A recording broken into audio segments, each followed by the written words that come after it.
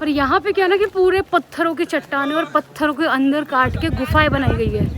सोनू और साजिद हमें मिले हैं यहाँ पे, और जो मेरे सब्सक्राइबर नहीं है अभी करे। छोचू क्या हुआ बेटा? हाँ, चट्टानों को पहले मोटा मोटा कुछ इस तरीके से काटा गया है और इसी के बाद इसमें डिटेलिंग की गई है। और यहाँ पे देखा जा सकता है हर जगह महात्मा बुद्ध के मूर्तियाँ बनी हुई है और दीवारों में भी पेंटिंग बनी हुई है। और फाइनली आज आप और हम देखने वाले हैं अजंता की गुफाओं को लाइव। गुड मॉर्निंग मार के सोया है। आज तो हुकुम अपने नए दोस्त पीकू के साथ सोया है। और शक्ल तो दिखा दो। हेलो दोस्तों, स्वागत है आपका एक और नई वीडियो में। मैं हूँ राइडर नोनी और मैं कर रही हूँ इस हुकुम के साथ 30,000 किलोमीटर की राइड।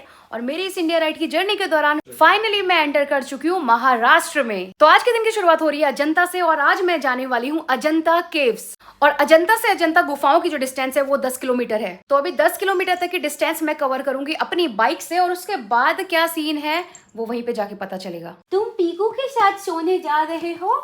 बाय तो कर दो।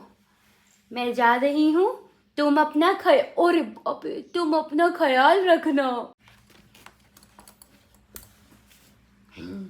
और हाँ, अक्सर बहुत सारे लोग मुझसे पूछते हैं कि हुकुम के साथ आप ट्रैवल कैसे करते हो। तो जब भी मैं किसी डेस्टिनेशन पॉइंट में स्टे करती हूँ तो हुकुम को मैं अक्सर रूम पे ही छोड़ के जाती हूँ ताकि ये कंफर्टेबली रूम पे रहे और बाहर ट्रैवल करने में से दिक्कत ना हो। तो जब लंबी लंबी डिस्टेंस होती है तब तो हमारी मजबूरी है खैर साथ में चलना, बट जब मेरे पास प्रॉपर रूम होता है तो मैं इस तरीके से इसको रूम पे छोड़ देती हूँ। इसका खाना वगैरह भी मैं इसे छोड़ के चले जाती हूँ, अभी खाना फिल करूंगी। बाकी इसका लिटर बॉक्स वगैरह सब कुछ मैं अरेंज करके जाती हूँ और ये अच्छे से सोता रहता है मेरे आने तक।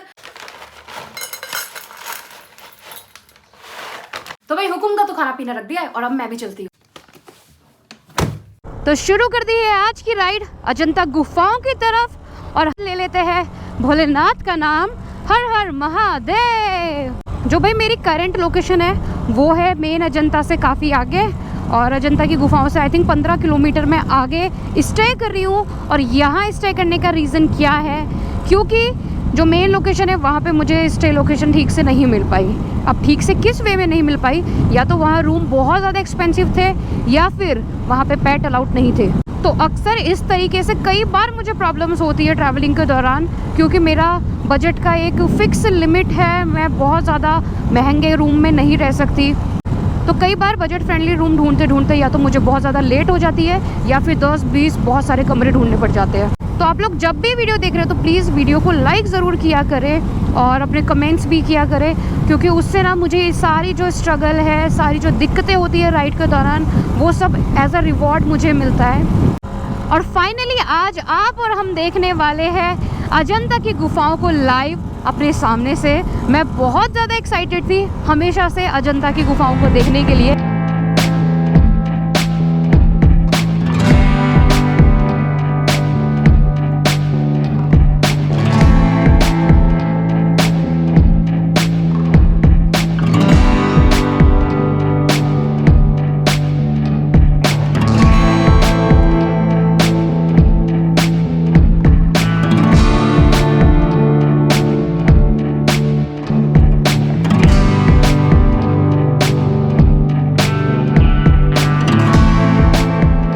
पहुंच गई हूँ अजंता की पार्किंग में और बाइक मैंने यहीं पे पार्क कर दी है। और पार्किंग का जो चार्ज लगा है वो लगा है 20 रुपये का। और इसके अलावा यहाँ पे जो ये महाराष्ट्र टूरिज्म डेवलपमेंट कॉर्पोरेशन जो गवर्नमेंट चार्ज लेती है वो लेती है 15 रुपीज़ पर पर्सन। और केव्स की जो डिस्टेंस है वो यहाँ से 4 किलोमीटर है, जो कि मुझे जाना पड़ेगा बस के जरिए। तो जाने से पहले मुझे कुछ खा पी लेना चाहिए क्योंकि सुबह से कुछ नहीं खाया है। और यहाँ पे दिख गई है एक छोटी सी मार्केट भी, तो सब कुछ मिल रहा है इस मार्केट में।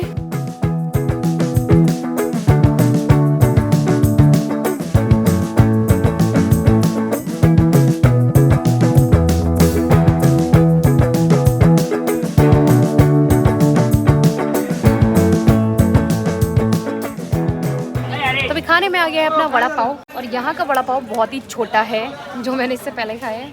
ये है महाराष्ट्र का ओरिजिनल वाला वड़ा पाव।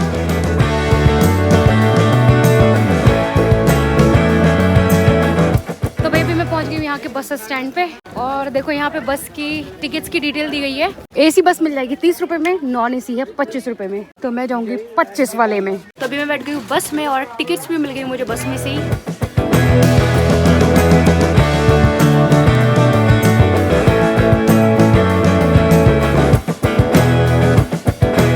तो अभी केव्स में जाने की टिकट मैंने ले ली है, जो कि पड़ी है 40 रुपए एक बंदे के लिए।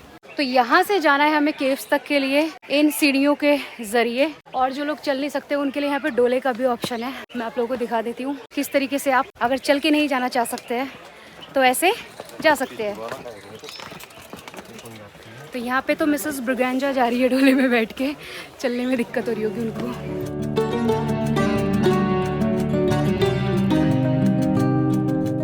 तो भाई थोड़ा बहुत चलने के बाद हालत तो खराब हो गई है, लेकिन गुफा का पहला व्यू दिखने लगा है सामने। देखो वो देखो, तो जनता के अंदर बहुत सारी गुफाएं हैं। पर यहाँ पे क्या ना कि पूरे पत्थरों की चट्टानें और पत्थरों के अंदर काट के गुफाएं बनाई गई है।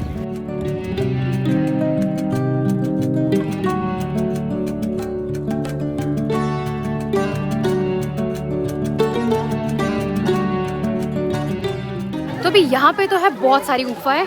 तो पहले मैं सारी गुफाएं देख लेती हूँ, उसके बाद आप लोगों को भी बताती हूँ यहाँ की गुफाओं के बारे में।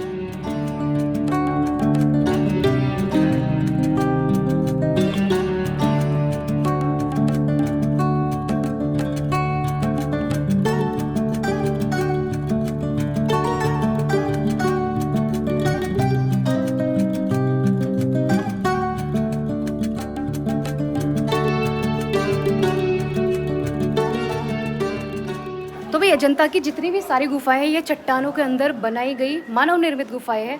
चट्टानों को पहले मोटा मोटा कुछ इस तरीके से काटा गया है और इसी के बाद इसमें डिटेलिंग की गई है। कुछ इस तरीके से पिलर बना दिए गए और इनके अलावा अंदर और मूर्तियाँ, डिटेलिंग वो सब देखने को भी मिलती है। आप लोग ये सब देख सकते हैं, ये सारी चीज़ें चट्टानों के अंदर डिटेलिंग दी गई है। और भाई ये चीज़ें काफ़ी इंटरेस्टिंग है क्योंकि पत्थर में आर्ट करना बहुत ही मुश्किल काम होता है। और फिर जब इतने बड़े एक एरिया में पूरी चट्टान को खोद के गुफाएं, उसके अंदर प्रॉपर रूम, हॉल, पिलर, मूर्तियों में चित्रकारी, दीवारों में पेंटिंग, ये सब करना तो एक अजूबा ही है। और इसी वजह से इन गुफाओं का हमारी हिस्ट्री में एक इम्पॉर्टेंट रोल है। और ये जो गुफाएं हैं इनकी अगर हम टाइमिंग की बात करें तो ये 200 ईसा पूर्व की गुफाएं हैं। तो भाई ये जो गुफाएं हैं ये बेसिकली महात्मा बुद्ध को समर्पित है। और यहाँ पे देखा जा सकता है हर जगह महात्मा बुद्ध के मूर्तियाँ बनी हुई है और दीवारों में भी पेंटिंग बनी हुई है।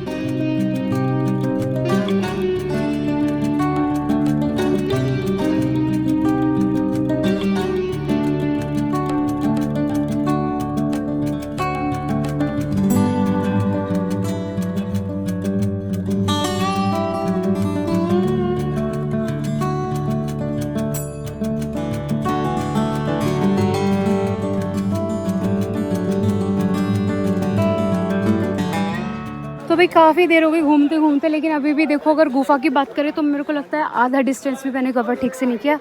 और बहुत प्यास लग गई थी, जो मैंने पानी कैरी किया था वो तो ख़त्म हो गया। तो जो महाराष्ट्र टूरिज़्म वालों ने जितना भी स्टार्टिंग यहाँ पे पैसे लिए हैं, कुछ सुविधाएं नहीं दी है, ये थोड़ा गलत बात है। लगता है पानी की तलाश में वहाँ जाना पड़ेगा।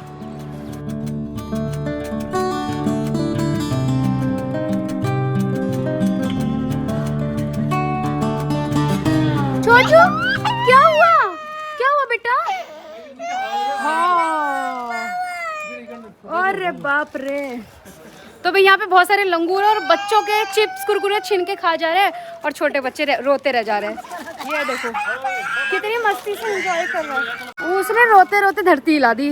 भाई बड़ी दुखद बात है बच्चों के लिए। तो अभी सारी की सारी गुफाएं मैं विजिट कर चुकी हूँ और सारी गुफाएं देख के इतना सही लगा, बिल्कुल ही अलग एक्सपीरियंस था। अभी जिस जगह पे मैं खड़ी हूँ आप लोग मेरे से पीछे देख सकते हैं, ऊंचाई में गुफाएं बनी हुई है। तो बेसिकली जो ये जगह है ना एक अलग से शेप में बनी हुई है जो कि घाटी में बनी हुई है। और यहाँ पे जो यहाँ की चित्रकारी है, शिल्पकारी है, मूर्ति कला है, उस चीज़ के लिए बहुत ही अट्रैक्टिव एक से एक आर्ट हमें देखने को मिली है, जो कि मैंने पहले भी बताया कि महात्मा बुद्ध को समर्पित है और उनके धर्म के प्रचार प्रसार के लिए उनके फॉलोअर्स ने ये सब बनाया था। और यहाँ पे लगभग 30 के आसपास गुफाएं हैं, जिसमें से अभी हमें 26 गुफाएं देखने को मिली, बाकी किसी कारण से बंद कर रखा है। और बहुत ही अच्छा एक्सपीरियंस था। तो मुझे एक चीज़ जो मैं पहले भी डिस्कस कर रही थी वो याद आ रही थी। मैंने इसे अपने सिलेबस में पढ़ा था, तो हमसे बहुत ही अलग अलग से क्वेश्चन आते थे कि महात्मा बुद्ध की लेटी हुई जो मूर्ति है वो कौन सी गुफा में है, या फिर कौन से में वो ऐसे कमल पकड़ के खड़े हैं। तो ये सारी चीज़ें मुझे लगता है जब हम अपनी बुक्स में सिलेबस में पढ़ते हैं तो बहुत ही टफ लगता है, हमारे लिए याद करना मुश्किल होता है। बट जब हम इसे प्रैक्टिकली देखते हैं तो वो बहुत ही आसानी से दिखता है, क्योंकि एंटर होते ही हमें वो जो ब्रह्मा जो वो कमल वाली फ़ोटो के साथ महात्मा बुद्ध की तस्वीर है वो आते ही दिख गई। तो इसे याद करना काफ़ी आसान था कि पहले नंबर की गुफा में वो है, और जो आखिरी वाली गुफा थी वहाँ पे महात्मा बुद्ध लेटी हुई पोजीशन में विराजमान थे। तो कई सारी चीज़ें हैं, मुझे लगता है जब हम ट्रैवल करते हैं प्रैक्टिकली अपनी आंखों से देखते हैं तभी हम जान पाते हैं अच्छे से। और जब तक हम ये बुक्स में पढ़ते हैं रटते हैं तो वो सिर्फ एक रटा हुआ ज्ञान ही रह जाता है। तो आई थिंक जब भी हम हिस्ट्री से रिलेटेड या जनरल नॉलेज से रिलेटेड स्टडी कर रहे हैं तो अगर हम एक बार भारत को ट्रैवल कर ले तो बहुत सारी नॉलेज हमारी ऐसे ही बढ़ जाएगी।